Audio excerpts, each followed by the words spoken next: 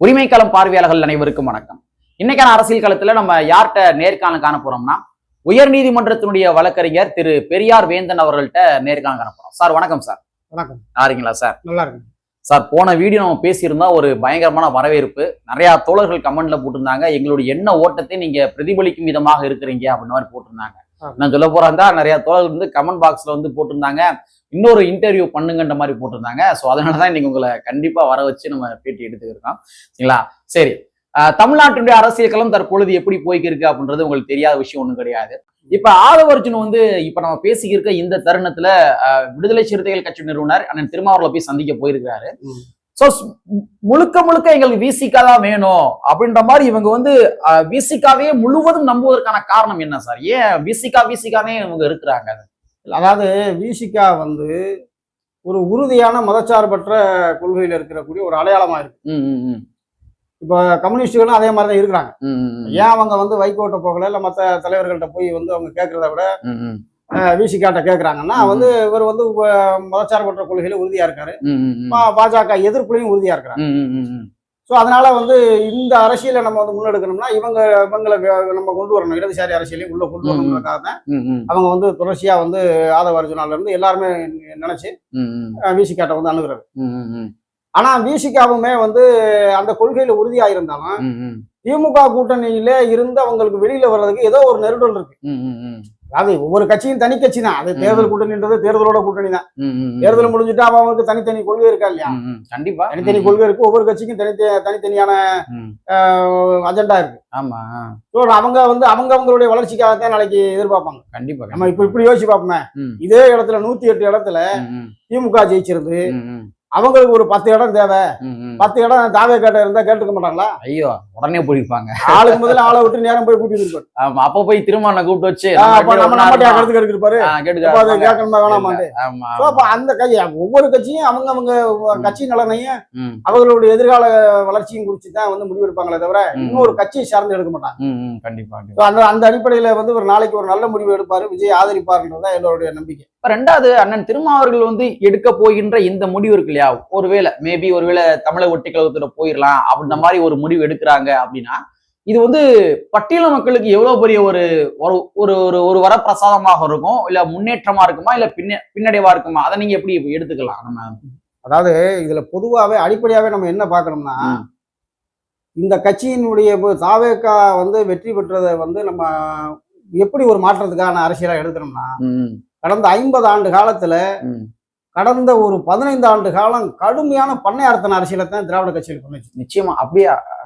அதாவது நீங்க உண்மைதான், நீங்க வேட்பாளரா எதுக்கு உட்கார்ந்த உடனே நீங்க எவ்வளவு செலவழிப்பீங்க, என்ன ஆளுக, என்ன ஜாதி, எவ்வளவு உங்களால செலவழிக்க முடியும், இதுதான் வேட்பாளர் தேர்வு. ஆனா அதை எல்லாமே அடிச்சு நொறுக்கி தகர்த்து வந்து நேத்து மனு கொடுத்தவன கூட சேர்த்து அவனும் வெற்றி அடைஞ்சிருக்காங்கன்னா அப்ப இந்த அரசியலே மாறிடுச்சு. ஆட்டோ டிரைவர் முதற்கொண்டு, ஆட்டோ டிரைவர், பல வியாபாரி, கட்டட தொழிலாளி, இப்படி மாறி இருக்காங்க. அப்ப இந்த அரசியலுடைய கட்டமைப்பே தகர்த்து இருக்குது இந்த அரசியல். சோ இதை கண்டிப்பா நம்ம வரவேற்கணுமா இல்லையா? கண்டிப்பா. பல கோடிகள்ல விளையாடுற சூதாட்டத்து மாதிரி வந்து தேர்தலை நடத்தி இருந்தவங்க காசே தேவையில்லை, வந்து நீங்க வந்து ஒரு தலைவரை சொல்லி வாக்கு வாங்கலாம் அப்படின்ற இடத்துக்கு மக்கள் வந்திருக்காங்கன்னா இந்த மக்களினுடைய இந்த மனமாற்றத்தை நம்ம வரவேற்கணும், அதை அங்கீகரிக்கணும், அவர்களுக்கு ஆதரவு செய்யணும். கண்டிப்பா. இல்லைன்னா நீங்க பழையபடி மறுபடியும் பண்ணையார் அரசியலுக்கு தான் போகணும்னு நினைச்சீங்கன்னா அது உங்க தமிழ்நாட்டினுடைய தலைவிதின்னு நினைச்சிட்டு போக முடியும். இப்ப அதான் கேக்குறேன், இப்ப இந்த அரசியல் இருக்கு இல்லையா, இப்ப அண்ணன் திருமாவர்கள் ஆதரவு கொடுக்குறாரு வச்சுக்கிறோமே, அப்படி கொடுத்துட்டோம் அப்படின்னா அண்ணன் திருமாவர்கள் நம்பி இருக்கின்ற இங்க இருக்கிற பல லட்சம் தொண்டர்கள் இருப்பாங்க இல்லையா, தொண்டர்கள், பொதுமக்கள், இவங்களுக்கு வந்து இந்த அதிகார பரவலாக்கங்கள் மூலமாக ஒரு முன்னேற்றம் ஏற்படும் அப்படி நம்ம நினைக்கலாமா, எடுத்துக்கலாமா? கண்டிப்பா. ஏன்னா இது வரைக்கும் ஒதுக்கப்பட்ட துறைன்னு பாத்தீங்கன்னா எந்த விதமான, அதாவது காமராஜர் காலத்தை தவிர நீங்க முக்கியமான துறை சொன்னீங்க, சொன்னீங்க காமராஜர் குறிச்சிட்டீங்க. அதாவது எந்த முக்கிய துறையும் அண்ணா துறை காலத்துல இருந்து கொடுக்கல. ஒரே ஒரு சத்யவாணி முத்துன்னு ஒரு அம்மா ஒரு பெண் அமைச்சர் இருந்தாங்க, அதுக்கு பின்னால எந்த துறையும் கொடுக்கல. இந்த கோவிச்செயலுக்கு கொடுத்ததே சமூக வலைத்தளங்கள்ல கடுமையா வேங்கவில பத்தி பேசி எல்லாரும் சேர்ந்து திமுகவுக்கு எதிராக கிளம்பிடுவாங்களோன்ற பயத்துல கொடுத்தது. இல்லன்னா வந்து கோவிச்செயலின் உயர்கல்வித்துறை அமைச்சர் ஆயிருக்க மாட்டாரு. அதை கூட பெருமையா பேசிக்கிறாங்க. அப்ப கூட வந்து அதை எதிர்த்தும் பேசினாங்க.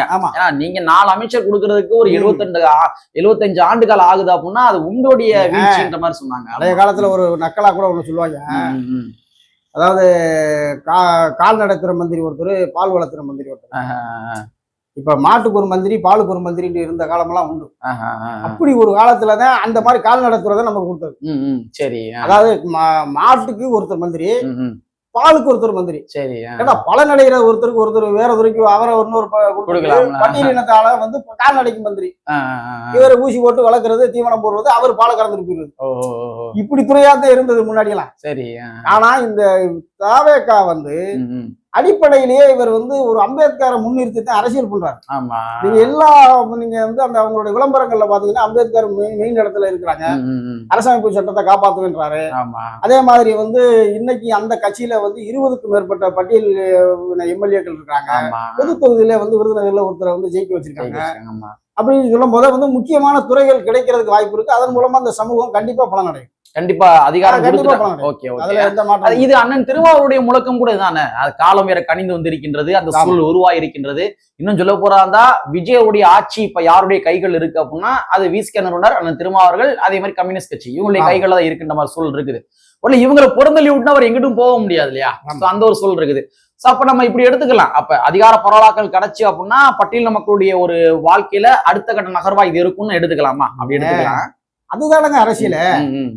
அரசியல வந்து நீங்க திமுக இருந்து பேசும்போது ஈவி.கே. இளங்கோவன் ஒருத்தர் சொன்னாரு, நீங்க கூட்டணியில ஜெயிச்சா மந்திரி பதவி கேட்பீங்களான்னு கேட்டதுக்கு அவர் சொன்னாரு, நாங்க என்ன சங்கரமடமா நடத்துறோம். அரசியல் கட்சி நடத்துறது காரணம் அதிகாரத்தை நுகர்றதுக்கு தானே. கண்டிப்பா கண்டிப்பா. நீங்க சும்மா வந்து உட்காந்துருப்போம், ஓட்டு மட்டும் போடுவோம், நீங்க மந்திரி ஆயிக்கீங்கன்னு சொல்றதுக்குலாம் அரசியல் கட்சி நடத்துவாங்க. அதுக்கெல்லாம் அண்டி மாடு உழைச்சு விருதாமணி கொடுத்த கதையாவா இருக்கும். அரசியல்ன்றதே அதிகாரத்தை நுகர்றதுக்கு தானே. அந்த அதிகாரத்துக்கு நுகர்றதுக்கான வாய்ப்பு கிடைக்கிற போது அதை பயன்படுத்துறதான புத்திசாலித்தனம். கண்டிப்பா கண்டிப்பா. இன்னைக்கு பிஜேபி வளர்ந்ததுக்கு இன்னொரு பெரிய காரணம் என்ன தெரியுமா? மேற்கு வங்காளத்தினுடைய முதல்வராக இருந்த ஜோதி பாசு கிட்ட ஒரு தடவை பிரதமர் பதவி வந்துச்சு. சரி. அப்ப அவங்க அந்த கம்யூனிஸ்ட் கட்சி வந்து அதை ஏத்துக்கிற அதனுடைய விளைவு தான் பிஜேபி வளர்ந்தது. அன்னைக்கு கம்யூனிஸ்ட் கட்சி பிரதமராக இருந்திருந்தா நாடு முழுக்க வந்து பாஜக வந்து வளர்ந்திருக்காங்க. சோ அந்த மாதிரியான வாய்ப்பை வந்து நம்ம இழந்துடக்கூடாது. தமிழ்நாட்டு நிலையை உருவாக்கி தமிழ்நாட்டுல வந்து ஒரு பட்டியல் சமூகம் வளரணும்னா அதுக்கான ஒரு மந்திரி சபை கிடைக்கும் போது அதுல போய் பங்கேற்றாதான் வளரும். கண்டிப்பா கண்டிப்பா. நீங்க ஆட்சிக்கு வெளியே நின்றுகிட்டு நீங்க எவ்வளவு பெரிய வீரவசனம் பேசினாலும் அது மக்கள் பிரயோஜனம் இல்லைன்னு. ரெண்டாவது, நம்ம கடந்த திராவிட முன்னேற்ற கழகத்து கூட கூட்டணி இருக்கின்ற பொழுது உள்ளாட்சி எலெக்ஷன்ல பேமல்லபுரம் அப்படின்ற மாதிரி ஒரு தொகுதி, அதே மாதிரி வந்து நெல்லிக்குப்பம் அப்படின்ற ஒரு தொகுதி, இந்த ரெண்டு தொகுதியில வந்து பேரூராட்சி தலைவர் பதவியும் நகர்மன்ற தலைவர் பதவியும் வந்து விசிக ஒதுக்கின பதவி. ஆனா அந்த தொகுதியில திமுக காரங்களே போட்டு வெற்றி பெற்றுக்கிட்டாங்க. இந்த மாதிரி சூழல்லாம் வந்து இருந்துச்சு போன முறை. ஏன்னா விசிக மதிக்கிறது கிடையாது, ஃபேக்ட். அப்ப இப்ப இந்த எலெக்ஷன் முடிஞ்சு அடுத்த கட்ட எலெக்ஷன் வந்து உள்ளாட்சி எலெக்ஷன் தான். அப்ப தமிழக வெற்றி கழகத்துல ஒருவேளை இங்க விடுதலை சிறுத்தை கட்சி கூட்டணி வச்சாங்க அப்படின்னா உள்ளாட்சிகள்ல அதிகார பரவலாக்கங்கள் எப்படி இருக்கும்னு நினைக்கிறீங்க நீங்க? அதாவது உண்மையான அதிகாரமே வந்து உள்ளாட்சிகள்ல தான் இருக்கு. நீங்க எம்எல்ஏக்கள்ன்றது வந்து சட்டம் இயற்ற இடமே தவிர சட்டசபை பாலிசி மேக்கிங் தானே தவிர நீங்க அங்க போய் வளர்ச்சியை நோக்க முடியாது. அங்க இருந்து வந்து நீங்க ஒரு சுடுகாட்டு பாதை அமைக்கலாம், பஸ் ஸ்டாண்டுக்கு நிழற்குடை அமைக்கலாம், இதுதான் பேச முடியுமே தவிர அடிப்படை வசதிகளை செஞ்சு கொடுக்கறது உள்ளாட்சி நிர்வாகம் தான். குழா போடுறது, கிணறு இழுக்கிறது, தெருக்கு பேவர் பிளாக் போடுறது, வீட்டு வசதிக்கு வழி ஏற்படுத்தி கொடுக்கறது, எல்லாமே வந்து உள்ளாட்சி தான் நடத்த முடியும். அப்ப அந்த உள்ளாட்சிகள்ல பங்கு வரணும்னா அதுக்கு இப்ப நீங்க போய் தாவேகா ஆதரிக்கிறது மூலமா ஒரு நிபந்தனையோட கூட ஆதரிக்கலாம். கண்டிப்பா கண்டிப்பா. இப்ப எங்களுக்கு வந்து உள்ளாட்சியில வந்து 20% இடம் ஒதுக்கீடு வேணும், அதை கொடுக்கறதா இருந்தா நாங்க ஆதரிக்கிறோம் அப்படி சொல்லி கூட பேசலாம். அதனால இந்த மக்கள் வந்து பலனடையலாம். சார் இன்னமும் கூட மேல உள்ள சுடுகாட்டுக்கு பாதை கிடையாது சார். ஆமா கண்டிப்பா இல்ல, இன்னும் கிடையாது இல்ல சார், எங்கேயுமே கிடையாது. அதாவது வளர்ந்த நகரங்களை தவிர இன்னும் கிராமங்கள்ல சாதி கட்டமைப்பு இருக்குதானே செய்யுது. அப்ப இது ஒரு ஆப்பர்ச்சுனிட்டியா பயன்படுத்தலாம். இது நல்ல ஆப்பர்ச்சுனிட்டி. நீங்க சென்னை மேயரை எப்படி நடத்தினாங்கன்னு உங்களுக்கு தெரியுமா இல்லையா? இன்னைக்கு அதாவது முதல்வர் வந்து தோல்வியற்றதுக்கு மெயின் காரணமே அதான். கண்டிப்பா. ஆமா. ஏன்னா சென்னைக்குள்ள இருக்கிற ஆள் எல்லாருமே வந்து படித்தவர்கள், பட்டாதாரிகள், அவர்கள் வந்து அரசியல் தெரிஞ்சவங்க. ஒரு மேயரை வந்து அவங்க எப்படி நடத்தினாங்கன்னு தெரியும். ஆமா, படியெல்லாம் தொங்க விடுறது, அந்த அம்மாவை எந்த அதாவது சுயமா அந்த அம்மாவை செயல்பட விடல. முழுக்க மேயர் வேலையும் சேகர் பாபாவே பார்த்தாரு. ஆமா ஆமா. அதனுடைய வெளிப்பாடு தான் இன்னைக்கு வந்து மெட்ராஸ்ல இன்னைக்கு 16 தொகுதியில 14 தொகுதி விசில் அடிச்சிருக்கு. அந்த மக்கள் புரிதலோட தான் ஓட்டு போட்டுருக்காங்க. மக்களை வந்து நீங்க முட்டாள் நினைச்சீங்கன்னா நீங்க தாங்க முட்டாளு சார். 216 கோடி சார், 216 கோடி வந்து தூய்மை பணியாளருக்கு காலை உணவு போடுவதற்காக அரசாணை வெளியிடுறாங்க, ஃபண்ட் ரிலீஸ் பண்றாங்க. ஆனா அவங்க கேட்கிற தூய்மை பணியாளருடைய நிரந்தர பணி நிரந்தரத்தை அவங்க பண்ணி தர மாட்டாங்க. அப்ப இதெல்லாம் பயங்கர கிளாஷஸ் ஆகி தான் இன்னைக்கு வீழ்த்தி இருக்கிறாங்க. இது வந்து திராவிட கட்சிகளுடைய தொடர்ச்சியான அணுகுமுறைங்க. நான் ஒண்ணு சொல்றேன் பாருங்க. தாட்கோவுல லோன் தருவாங்க. அது இந்த அடித்தட்டு மக்களுக்கு என்ன செய்வாங்கன்னா, மத்த பேங்க்ல மத்தவனுக்கு எல்லாம் தொழில் முனைவோர் லோன் சொல்லி வந்து மில்லு அமைக்கிறதுக்கு, தொழிற்சாலை பெரிய நிறுவனங்கள் அமைக்கிறதுக்கு, அதனுடைய மூலதனம் வாங்குறதுக்கெல்லாம் கொடுப்பான். நம்ம ஆளுகளுக்கு என்ன கொடுப்பான்னா, இஸ்திரி பெட்டி, இந்த ஊதா கலர்ல பெட்டி, செருப்பு தைக்கிறதுக்கு ஊசி நூலு, அதுக்கு மட்டும் இதை கொடுத்துட்டு உங்களை எல்லாம் நாங்க தொழில் முனைவோர் ஆக்கணும்னு. அதனுடைய தொடர்ச்சியாத்தான் சென்னையில இவர் என்ன பண்ணாரு, முதலமைச்சரு துப்புரவு தொழிலாளர்களுக்கு கழிவு நீரேற்று வாகனம் கொடுத்தாரு. ஞாபகம் இருக்கா உங்களுக்கு? கரெக்டா சொன்னீங்க. தொழில் முனைவர் ஆக்கணும்னா கக்கு சொல்ற வண்டி தான் தருவியா? ஏன் வேற வண்டி தர மாட்டீங்களா? அப்ப என்ன, அம்பேத்கர் தொழில் முனைவோர் திட்டத்துல அந்த பேரை வந்து அம்பேத்கர் பேர் அதுக்கு தான் சுட்டணுமா? அதாவது தொழில் முனைவோரே என்னது காரணம், நான் பார்த்துக்கிட்டு இருந்த அடிமை தொழில இருந்து விடுபட்டு வேற தொழிலுக்கு போறதுதான் தொழில் முனைவோர். ஏற்கனவே நான் பார்த்துக்க எங்க அப்பா பார்த்துக்கிற வேலையவே நானும் வாங்கி அதுல புதுசா வந்து வண்டி வாங்கி அதே கக்கு செல்றதுக்கு இந்த வேலை. Correct correct. இதை கொடுத்ததுனாலதான் தொழிலாளர்கள் வெறுப்பாகி வந்து இன்னைக்கு ஓட்டு அவங்களுக்கு மாற்றி ஓட்டு போட்டத. சென்னை முழுவதும் வந்து இருக்கிற தொழிலாளர்கள் வந்து எதிராக வாக்களிச்சதுக்கு மெயின் காரணம் இதுதான். இதுவும் ஒண்ணு. ஆமா, இது ஒண்ணு வந்து நீங்க குளத்தூருக்குள்ள வந்து பூங்கா அமைக்கணும்னு சொல்லி அந்த மக்களை பூரா வந்து அவங்க வீடுகளை இடிச்சு வெளியேற்றினது, இந்த இதெல்லாம் யாரும் பேசவே இல்லை. கரெக்ட். ஆமா, இது இந்த மாதிரி நிறைய வந்து சென்னைக்குள்ள பாதிப்பு இருக்கு. அந்த பாதிப்புகளை வந்து யாருமே அதை வந்து வெளியே அதிமுகவுமே பேசலையே. ஆமா, அதாவது அது ஒரு பெரிய எதிர்கட்சியா இருந்தாலும் அவங்க எலெக்ஷன் பிரச்சாரமே எப்படி இருந்துச்சு அப்படின்னா, நிர்வாக சீர்கேடு சம்பந்தமாக மாத்தி யாரும் விவாதம் பண்ணிக்கிறல. அவங்க வந்து தனி மனித தாக்கல் தான் பண்ணாங்க. இவர் பால்ட் ஆயிட்டாரு, அவர் தவந்து போனாரு. இதுவே வந்து ஒரு அப்பட்டமான, அவங்க கொள்கை ரீதியா எப்பவுமே பேச மாட்டாங்க. எப்படி கேட்டீங்கன்னா, அவங்களுக்குள்ள என்ன பிரச்சனைனா, ஒண்ணு நீ ஆண்டுக்க இல்ல நான் ஆண்டுக்கிறேன், இப்படித்தான் இதனுடைய அவங்களுக்குள்ள மாத்தி வருவாங்களே தவிர, இந்த தடவை அவங்களும் அப்படித்தான் நினைச்சது.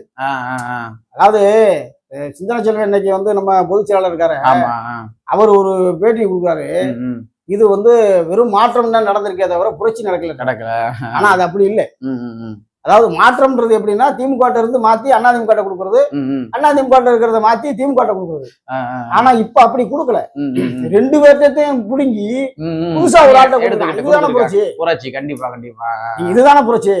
நீங்க கட்சி தொடங்கி வந்து கிட்டத்தட்ட திமுக தொடங்கி 50 ஆண்டுகளுக்கு மேல ஆச்சு, அதிமுக தொடங்கி 40 ஆண்டுகளுக்கு மேல ஆச்சு. ஆனா 2 வருஷத்துக்கு முன்னால ஒரு தொடங்கின ஒரு ஆட்சிய கட்சிய இன்னைக்கு வந்து முதல் தேர்தலையே எவ்வளவு பெரிய வெற்றி கொடுக்குறாங்கன்னா அது புரட்சி இல்லையா? கண்டிப்பா. அந்த புரட்சியை வரவேற்கணும்ல. சோ ஆக மொத்தத்துல வந்து ஆதவ் அர்ஜுன் விசிகாவை வந்து இன்னமும் கூட நோகுறதுக்கு, இன்னமும் கூட நீங்க எங்கிட்ட வந்துருங்க என்று கேட்பதற்கான காரணம் என்ன அப்படின்னா, தமிழக வெற்றிகளும் இடதுசாரி அரசியல தான் மையப்படுத்தி இருக்காங்கன்னு எடுத்துக்கலாம். கரெக்ட் தானே? அதாவது ஆதவ் அர்ஜுனா ஆரம்பத்துல இருந்து நல்லா தாங்க பேசிட்டு இருக்காரு. அவருக்கும் திமுகவுக்கும் ஒரு நெருடல் இருக்குங்க. சரி, அது என்ன நெருடல்னா, அது அவரே பேட்டியில வெளியே சொல்லியிருக்காரு. அதாவது போன சட்டமன்ற தேர்தல் அமைகிறதுக்கு முன்னால எங்க கிட்ட 500 கோடி ரூபாய் வாங்கிக்கிட்டு லாட்டரி சீட்டு தொழில அறிமுகப்படுத்தணும்னு சொன்னாங்க. அதன் பேர்ல நாங்க அந்த வாங்கிக்கிட்டு எங்களை ஏமாத்திட்டாங்கன்ற அவர் முதல்ல பேட்டியில சொல்லியிருக்காரு. அதனால அவருக்கும் திமுகவுக்கும் இருக்கிற தனிப்பட்ட பகை. சரி, அந்த தனிப்பட்ட பகையில விடுதலை சிறுத்தை அவர் வந்து பயன்படுத்துறாருன்ற ஒரு குற்றச்சாட்டை அவங்க சொல்லி விடுதலை விசிகாவுக்கும் ஆதவ் அர்ஜுனாவுக்குமான நெருக்கத்தை வந்து அவங்க உடைச்சாங்க. அதன் மூலமா 2 கசப்பான அனுபவங்கள் வந்துருச்சு. ஆனா அம்பேத்கர் புத்தக வெளியீட்டு விழாவில் அவர் மிக தெளிவா யாரு விஜய் பேசினாரு, அண்ணன் திருமாவனுடைய இங்க வரணும், அப்படி வர்ற பட்சத்துல நாங்க வந்து அவரை துணை முதல்வராக்குறதுக்கு நாங்க ரெடியா இருக்கோம்.